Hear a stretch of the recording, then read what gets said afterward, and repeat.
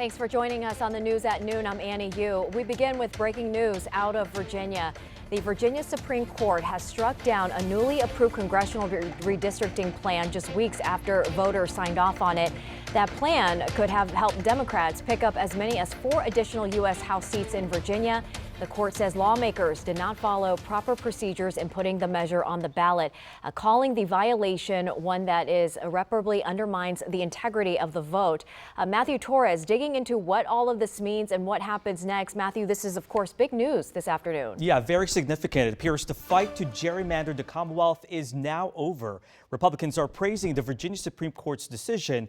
Meanwhile, a much different tune for Democrats today, who just 2 weeks ago were celebrating a victory after voters narrowly passed the redrawn congressional maps. Just within the last hour, President Donald Trump is also weighing in on Truth Social. He says, quote, "Huge win for the Republican Party and America in Virginia."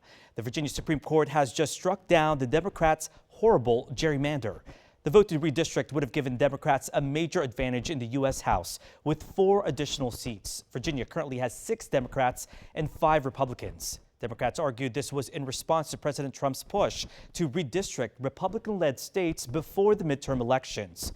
But in the recent Virginia Supreme Court hearing, Republicans argued that the Commonwealth violated the process by approving the congressional amendment the first time, even as early voting for the November election was already underway.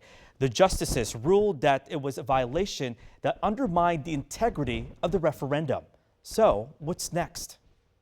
Virginia lawmakers are likely to just simply let this go, win or lose. There aren't a lot of opportunities that would be likely to create an environment for federal courts to intervene in a way that'd be favorable to Democrats. And as a result, we're looking, I think, at an environment where if the Democratic lawmakers in Richmond really want to redraw these lines again, it'll have to take place in advance of the 2028 elections rather than the elections this year. Now, we are also hearing from other top Republican leaders, including former Governor Glenn Youngkin. He says Democrats knowingly violated the Constitution to disenfranchise millions of Virginians. We have also yet to hear from Democrat Governor Abigail Spanberger, who was in support of this referendum. We'll have more beginning on the news at 4 and throughout this evening. Annie. All right, Matthew, so much reaction. We'll see you at 4 with the latest.